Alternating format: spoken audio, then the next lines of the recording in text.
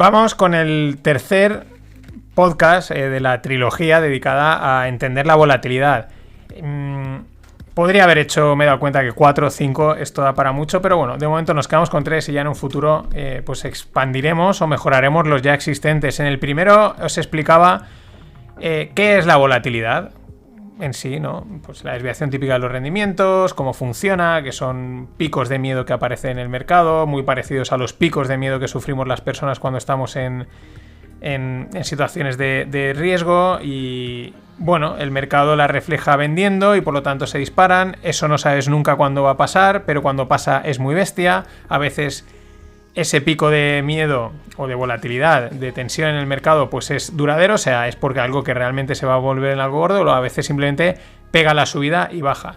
En el segundo podcast de la semana pasada os explicaba qué productos hay para operar la volatilidad, principalmente las opciones clásicas y luego estaba VIX y derivados, opciones del VIX, futuros del VIX y ETFs, que ya veíamos, cada uno tenía sus vicisitudes, ¿no? Principalmente mucho ojo con los ETFs, que muchas veces parece que es como un ETF de acciones, pero al estar operando sobre un producto complejo, que ya es apalancado, de un cálculo bastante peculiar, pues bueno, tiene bastantes peculiaridades que muchas veces son una trampa. De hecho, realmente los ETFs de volatilidad están hechos para operar en el intradía, hacer operaciones de día, de un día, 2 días máximo, 3, y pues eso, para inversores, mejor dicho, especuladores profesionales. Pero claro, lo ponen en las manos de los pequeños porque, bueno, pues si alguno cae, pues ahí, perfecto. Hoy voy a explicaros estrategias, ¿no? Para aplicar la volatilidad y gestionar pues esa posición, ¿no? Cómo cubrirse o no. Antes que nada, como he dicho, no es una... Perdón, que me había quedado en blanco. No es una estrategia de inversión, ¿vale? Como tal, realmente es una estrategia de cobertura. Puede ser una estrategia de inversión para los profesionales. Y aquí hay que empezar a separar lo que son profesionales, es decir, gestores de fondos, bien sean gestores de fondos de acciones tradicionales o gestores de fondos de volatilidad, que los hay. Eso sí que podríamos decir que podrían utilizar la volatilidad como una estrategia de inversión. Desde mi punto de vista, para los pequeños, salvo que seas un quant, un ex profesional o prácticamente un profesional y operes la volatilidad, para el resto no es una estrategia de inversión, es una estrategia de cobertura de riesgos. Que si se da te puede dar más dinero del que tienes, puede ser, pero no es una estrategia de inversión, no es, vale, pues yo voy a invertir en volatilidad, no. Para un pequeño es una estrategia de cobertura de riesgos, de cubrir ese evento en el que el mercado se vuelve loco, entra miedo, entra tensión y te cae el mercado un 40, un 50 o un 60% y se queda ahí, ¿vale? Por lo tanto, esto es importante. No es una estrategia de inversión para los pequeños. Para un fondo de volatilidad, evidentemente, es su forma de ganar pasta, ¿no? Y ahí también la diferencia de enfoque. ¿Por qué? Porque no es lo mismo un gestor que tiene su fondo de volatilidad, que como hace dinero, y al final explicaré algunas de las estrategias que he oído que hacen, es operando la volatilidad, lo cual es muy complicado porque es una cuestión muy matemática, mucha estadística, hay que hilar muy muy fino, que también un gestor de un fondo de acciones, un fondo largo de lo que sea, que aparte tiene pues un poco de una exposición a volatilidad a modo de cobertura. Es distinto, él simplemente intenta cubrir gran parte de su caída o simplemente intenta vender mejor su fondo. ¿A qué quiero decir? En algunos casos, unos intentan realmente cubrir la cartera, pero luego hay otros, normalmente suelen ser en grandes instituciones, pues que tienen muy claro cómo funciona el negocio de los fondos y cuál es el negocio de los fondos para las grandes manos, ¿no? Las grandes instituciones. Pues decirle al cliente, mira, cuando todos han caído un 40, yo solo he caído un 30. Ah, muy bien. O cuando todos suben un 30, yo también subo un 30 o subo un poquito más, ¿no? Y a veces muchos fondos gestionan de esa forma. Voy a generar un P&L, una cuenta de resultados que sea vendible, ¿no? Lo cual, pues si es vendible también quiere decir que está bien hecha, ¿no? Ahí está un poco el juego, pero eso hay que tenerlo en cuenta. Que al final aquí hay una cuestión de filosofía, de enfoque y de, oye, dónde te quieres meter y dónde no te quieres meter. Repito, para los pequeños inversores esto no son estrategias de inversión, en todo caso es una estrategia de cobertura. Y ahora lo que vamos a ver es veremos, oye, pero es que yo tengo que hacerlas, no tengo que hacerlas. Bueno, ahora vamos a ver que tampoco es necesario, tampoco es imprescindible, aunque puede que sin darte cuenta lo estés haciendo.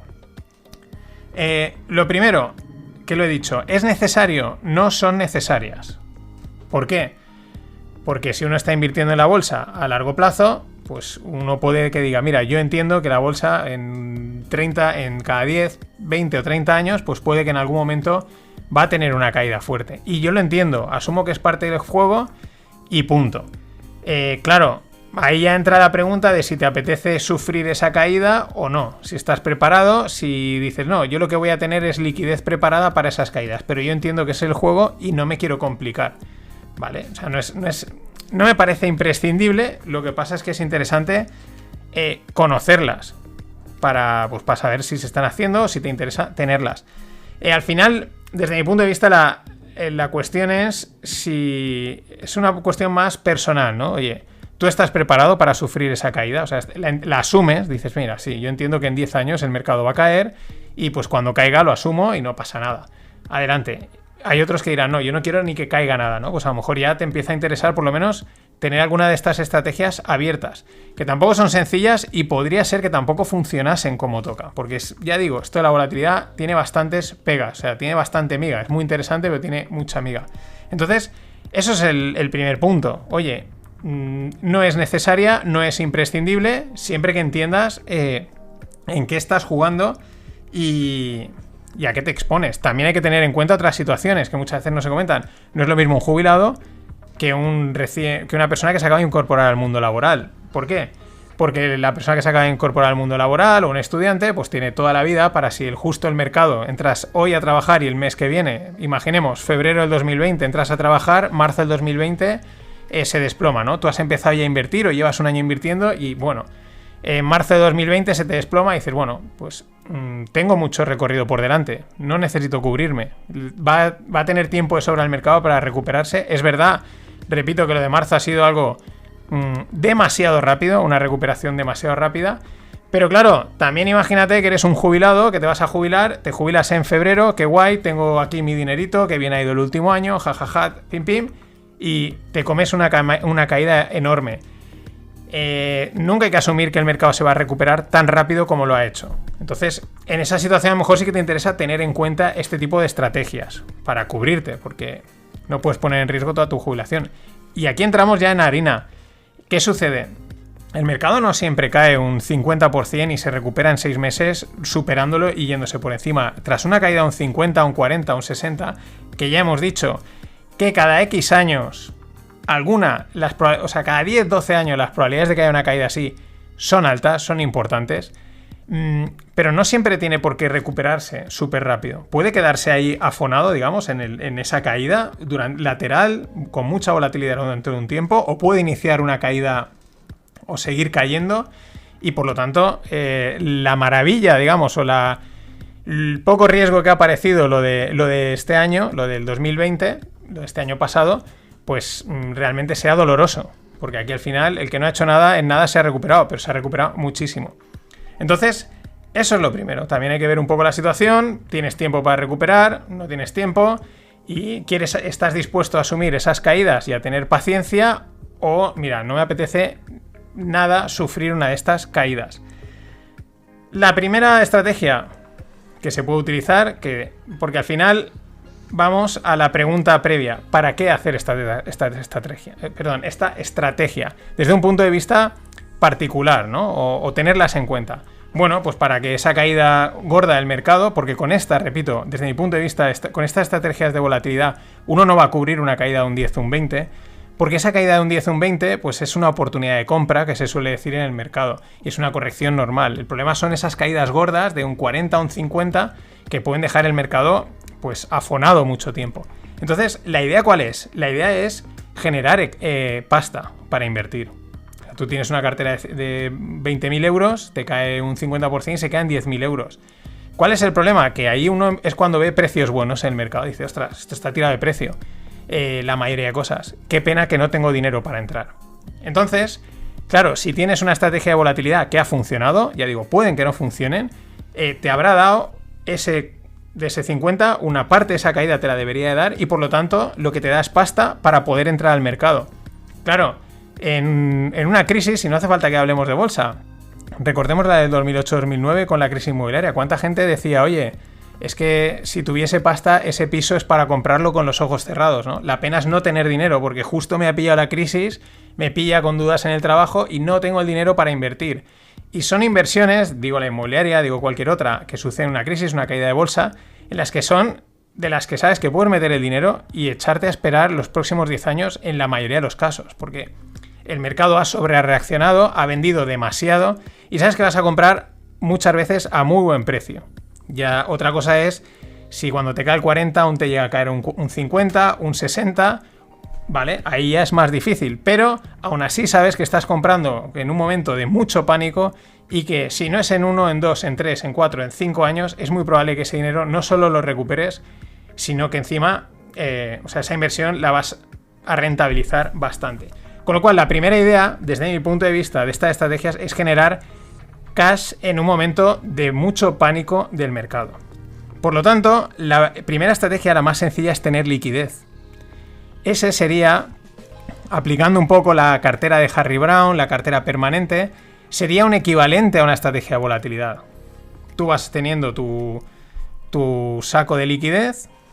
¿Cuánto? Pues bueno, aquí ya entraríamos en otro debate, en el 25, el 20, en qué cantidad estás cómodo, etcétera. Pero bueno, tú vas teniendo liquidez. ¿Por qué? Porque sabes, lo que quieres es que cuando venga una de esas caídas, que sabemos que va a venir, no sabemos cuándo ni en qué magnitud, pero va a venir, tener pasta para entrar al mercado. Porque sabes que esa pasta que has metido te va a revalorizar muchísimo, te va a dar bastante alfa.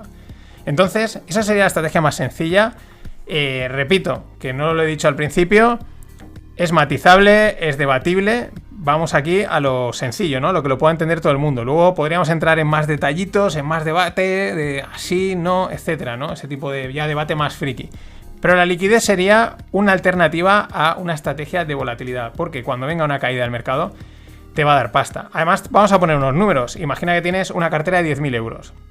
Aplicamos el modelo de Harry Browne, sencillo, la cartera permanente, 2.500 euros van a liquidez. Asumiendo, es decir, un 25%. Asumiendo 10 años de que estás con esa liquidez que no te está rentando, aunque podríamos ponerlo en instrumentos de liquidez, de renta fija de corto plazo para que te dé algo de pasta, pero vamos a imaginar que lo tienes ahí en el cerdito, ¿no? En la cuenta del banco. Vale. ¿Qué ponemos? Un 3%, por ejemplo, de inflación a los 10 años, pues eso te va a volar un 3 por 0,25, va a ser un 0,75 anual por 10 años, así redondeando va a ser un 7,5 que vas a perder de tu cartera global por esa posición de liquidez, por el efecto de la inflación, siempre que haya ese 3%, que más o menos es lo que se podría, quizás es un poco menos, un poquito más, bueno, una media interesante. Vale, pero es que sabes que en una caída de esas, pues como la que vimos en marzo, ¿no? Que cae el mercado casi un 50%. No digo que vas a entrar en el dip, como dice mucha gente, en el 50%, pero igual en el 40% ya entras. En cuanto el mercado se te ha recuperado gran parte de ese 40%, no solo ha recuperado ese 7,5, sino que ha recuperado bastante más. ¿Por qué lo digo? Porque la liquidez tiene un coste. Por lo tanto, es una estrategia que veremos ahí parecida a otras estrategias, a otras estrategias de volatilidad en las que directamente estás pagando. Así que la más sencilla sería la liquidez. Seguimos. ¿Cuál sería la segunda estrategia para mí más sencilla? Bueno, tú dices, mira, yo tengo mis fondos de inversión de largo plazo, los que sean, de value de no sé quién, de no sé cuántos, vale, y me interesa cubrirme porque me da riesgo, no me mola, no confío del todo y me apetece estar cubierto. Bien, hay fondos de volatilidad. Yo compré hace unos meses uno por probarlo, porque yo me meto enseguida compro y veo a ver eso cómo va funcionando, que se llama Amundi Volatility. Es un fondo de inversión, no es un ETF. Por lo que he visto hasta ahora, más estable, lo puedes tener más tiempo. No reacciona a picos de mercado de volatilidad. No reacciona a cosas como lo que pasó con GameStop o lo que pasó hace un par de meses en la caída del SP500, que hubieron picos de volatilidad. Así como un ETF te los coge enseguida y lo revaloriza, este fondo no. Este fondo es mucho más estable en ese sentido. Cuando realmente hay un evento de volatilidad, sí que lo recoge. sí que lo recoge bastante. Pero tampoco es un fondo que puedas tener de por vida, no puedes tenerlo 3, 4 años, yo diría que, pues bueno, un año, año y medio, 2 por ahí, porque va perdiendo también su dinero. Entonces, si no sucede ese evento, pues te penaliza. ¿Cuándo sería? Pues para cogerlo puntualmente. Lo mismo, al final vas a estar asumiendo pérdidas porque es muy probable que entres y si no pasa nada, en, imaginemos, un año o 2, te salgas y ese fondo te haya dado pues pérdidas. Pero has tenido una posición de cobertura. Ya, claro, problema, hay que hacer un poquito de market timing, hay que decir, yo creo que esto está mal ahora. Y metes ahí en el fondo de volatilidad, estás un año y medio o 2, dices, bueno, yo ya me salgo y luego justo cae. Este es uno de los problemas. Pero bueno, se podría hacer, ¿vale? Ya digo, un poquito de market timing. Para mí hay otra estrategia más factible. Lo que pasa es que ya se acota mucho el mercado de fondos, porque son fondos de inversión que dentro de su cartera ya incluyen posiciones de volatilidad. Por ejemplo, y no es casual que los haya entrevistado o uno sea un colaborador como es Greg. El fondo de Greg, aunque es un fondo de retorno absoluto, tienen posiciones de convexidad y tienen posiciones de volatilidad. Si queréis, si vais a Morningstar y veis su gráfico, pues veréis cómo lo que hizo su fondo en marzo del 2020 cuando todo caía. Se revalorizó un montón porque esas posiciones les funcionaron muchísimo. Luego el fondo no ha ido tan bien, pero es que son fondos de retorno absoluto. Y esto hay que explicarlo. Cuando el mercado se pone en super tendencia como ha estado, nada, o sea, olvídate de estrategia, de cualquier otro tipo de estrategia que no sea ir con el mercado largo y apalancado. No hay otra cosa. Pero podéis ver muy bien en su gráfica el efecto que ha tenido esa caída de marzo y cómo su fondo se revalorizó muchísimo por esas pequeñas posiciones de convexidad que, como comentaba la semana pasada, son pequeñitas, cuestan poco. Lo que pasa es que como las estás pagando recurrentemente, pues al final acaban siendo una suma, un pico a tener en cuenta, pero cuando viene se revalorizan de una manera brutal y te cubren mucha parte, por no decir toda la cartera. Esa sería una estrategia casi más sencilla todavía, es decir, mira, voy a buscarme fondos que tengan en cuenta posiciones de volatilidad. ¿Qué otro fondo lo tiene desde hace poco? River Patrimonio de Rafa Ortega. Por eso lo traje también al podcast, para hablar de estas cosas. Él ha metido a través de Ivo, le ha metido un par de ETFs, fondos, que gestionan la volatilidad de una forma interesante. Uno hace posiciones en renta fija y con los rendimientos de la renta fija los dedica a comprar cobertura de volatilidad en renta fija, lo cual la renta fija la volatilidad de la renta fija, es menos volátil que la volatilidad de los mercados. Riesgo, pues podrían caer los mercados y ese fondo no reflejar tanto la caída, ¿vale? Y ha metido otro fondo también, que ahora no me viene a la mente, no lo he anotado, pero de unas condiciones, de una concepción parecida. Otro fondo, lo bueno de estos dos fondos que os he comentado es que la entrada es mínima, o sea, no hay casi precio mínimo de entrada. Otro, que es un crack y además top a nivel mundial, es Quadriga. Quadriga Igneo de Diego Parrilla, que me había olvidado. Problema, pues el mínimo de entrada lo he estado viendo y son 20-25.000 euros, pero este era un fondo también de retorno absoluto y haciendo unas estrategias de volatilidad muy potentes, pero claro, el que los tenga puede entrar. Ese sería, y que yo conozca así de Producto Nacional Español, no sé de más, ¿vale? Que sean fondos de inversión y que tengan esas posibilidades de volatilidad. Si los hay, pues me los podéis comentar y si los descubro los iré comentando. En el extranjero, pues luego hablaremos porque lo que hay son fondos de volatilidad. No son accesibles porque son muy profesionales, pero son fondos de inversión pura y de especulación pura en volatilidad. Bueno, estas son las tres formas de estar posicionado en volatilidad, cubrirse la volatilidad de una manera sencilla. 1, liquidez. 2, contratarte un fondo de volatilidad, fondo de inversión en volatilidad, pero durante un periodo no muy largo y con mucho cuidado. Yo esa le pondría un asterisco bastante grande. O la otra, que al final estás delegando, es, oye, yo voy a invertir en fondos que estén largos o que estén invirtiendo en el mercado, pero que aparte ellos tengan en cuenta dentro de toda su cartera una posición de convexidad, que se le dice a veces, o larga de volatilidad, que estén cubriendo ese escenario de caída loquísima. Pasamos ahora al siguiente paso, que es, me lo gestiono yo. Yo me hago mis estrategias.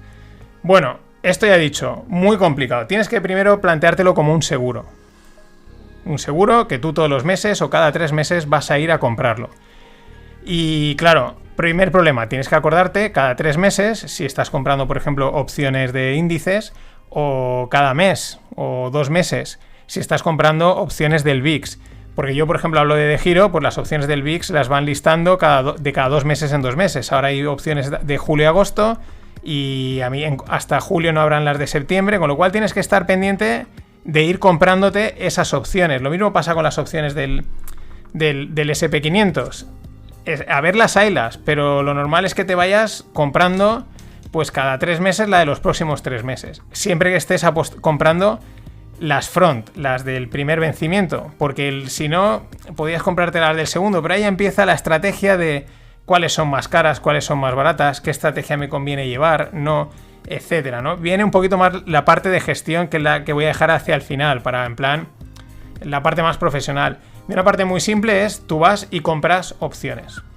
Vas comprando, problema, pues repito, tienes que estar constantemente acordándote de ir a comprar. A mí esta semana pasada han sido los vencimientos y casi me quedo sin coberturas, porque llevo un año comprando pequeñas opciones de muy poquito precio y viendo qué sucede.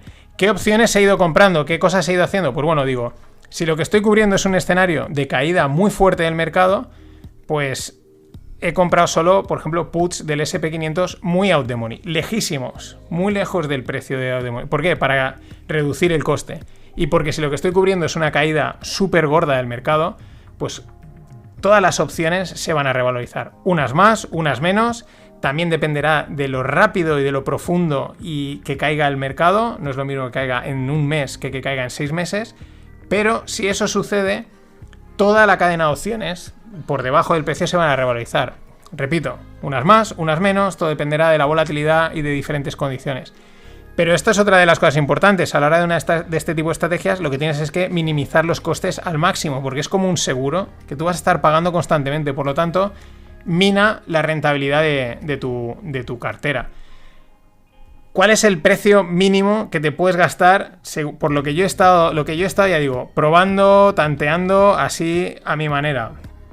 Unos 200 euros al año es lo que te puedes estar dejando, comprando opciones muy out the money. Tanto si compras del SP500, que te puedes dejar unos entre 15 y 30 euros cada 3 meses, ¿vale? Por ahí depende, pues depende si pillas un momento que hay volatilidad, pues te van a salir más caras.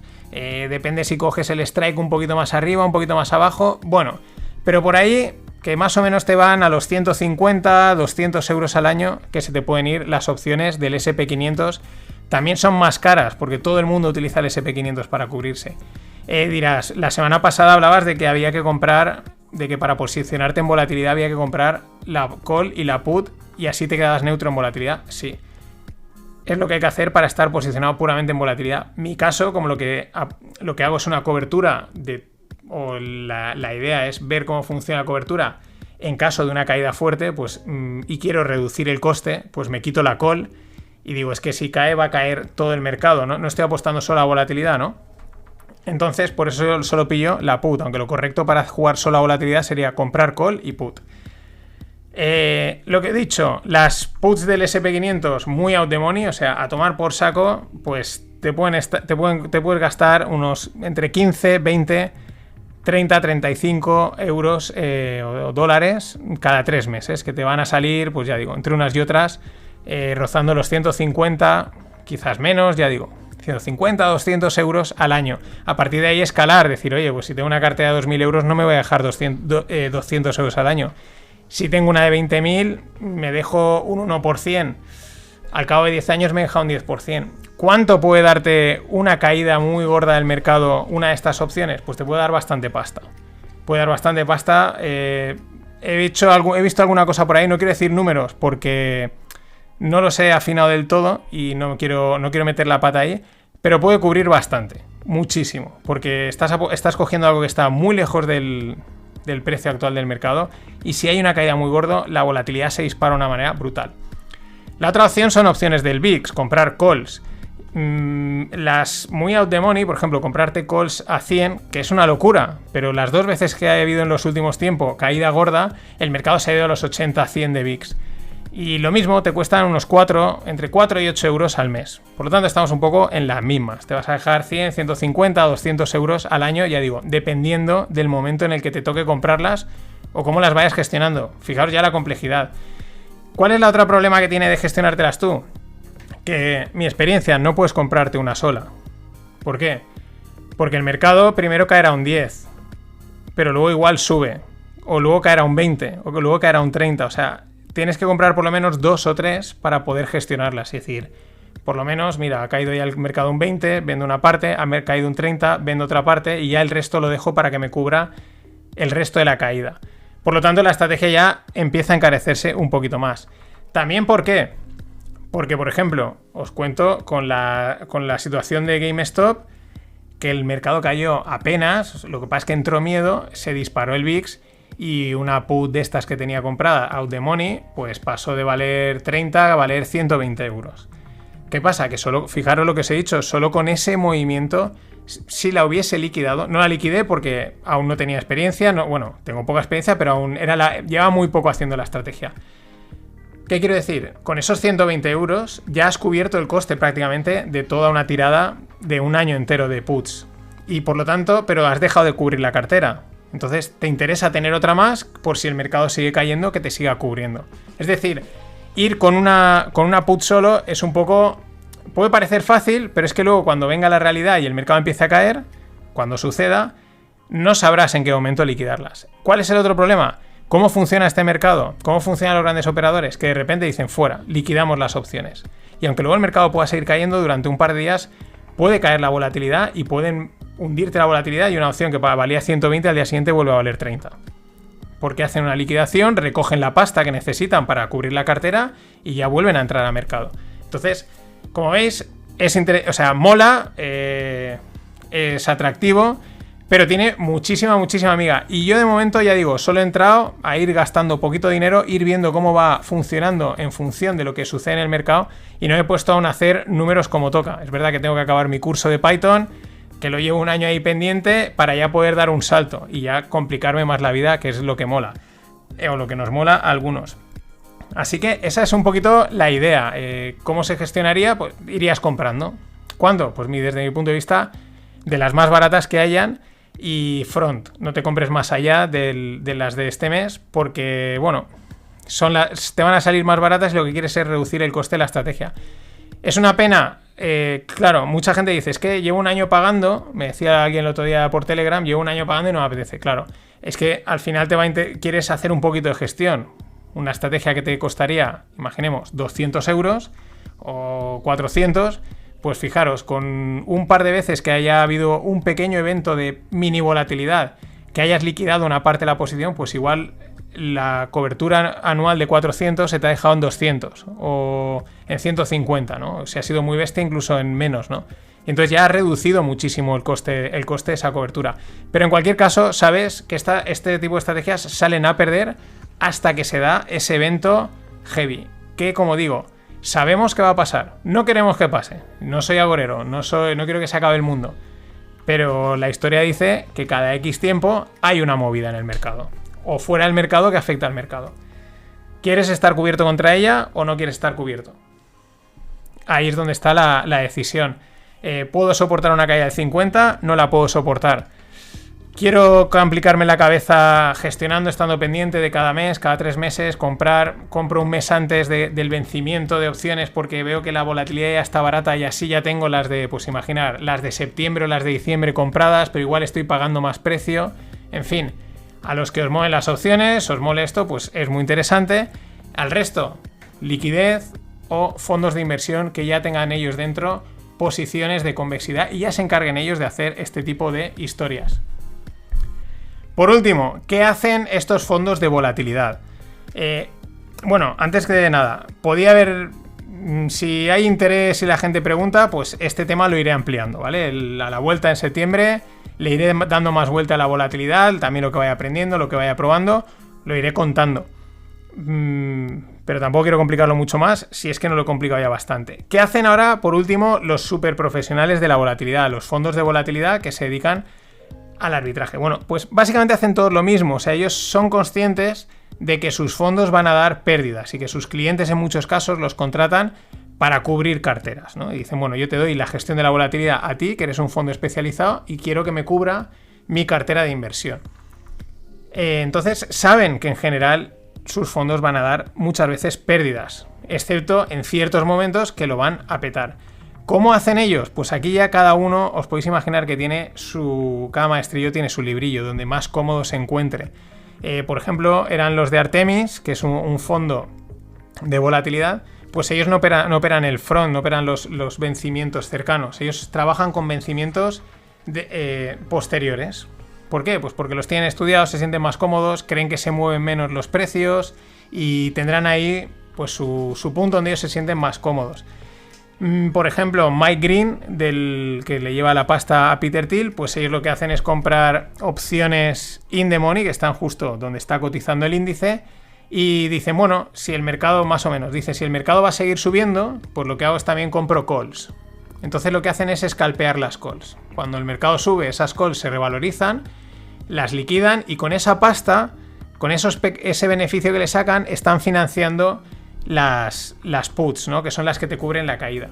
Otros hacen vender volatilidad local contra volatilidad global, es decir, ciertos nombres de mercado que ven que tienen la volatilidad muy hinchada. Imaginemos, yo qué sé, Tesla, antes de entrar en el S&P500. Esta es una jugada interesante.